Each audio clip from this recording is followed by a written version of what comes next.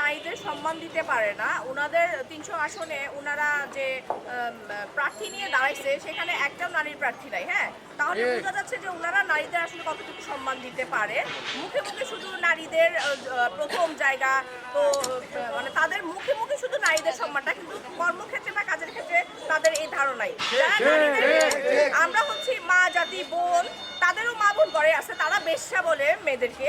হ্যাঁ, যারা বেশ্যা বলে মেয়েদেরকে, তাহলে তারা জনগণ এতটা বোকা না যে মুখে মুখে শুধু ভালোবাসা দেখালে সেই মুখে আবার বেশ্যাও বলে, তাহলে তারা নারীদেরকে কতটুকু সম্মান দিতে পারে এটা জনগণ বুঝে। হ্যাঁ, সাধারণ জনগণ এটা জানে। হ্যাঁ, ধর্মের নামে শুধু তারা মানুষের ব্রেন ওয়াশ করছে, ধর্মর দুহাই দিয়ে তারা কাজ করছে। যারা মুসলমান তারা ৬০০ ক্ষেত্রেও নিজের ধর্ম পালন করতে পারবে, বিএনপিতেও ধর্ম গ্রহণ করতে পারবে। হ্যাঁ, শুধু মানে তারা যদি মহিলাদেরই সম্মান না দেয় তাহলে হচ্ছে শুধু শুধু মুখে বলে কোনো লাভ নেই। হ্যাঁ, আমাদের তুলি আপু হচ্ছে নারীদের সবকিছুর জন্যই তিনি এগিয়ে যাচ্ছেন। হ্যাঁ, উনি হচ্ছে আমাদের নারীদের অহংকার। হ্যাঁ, সেটা হচ্ছে কাজী কথা না, কাজেই বোঝা যাবে। হ্যাঁ।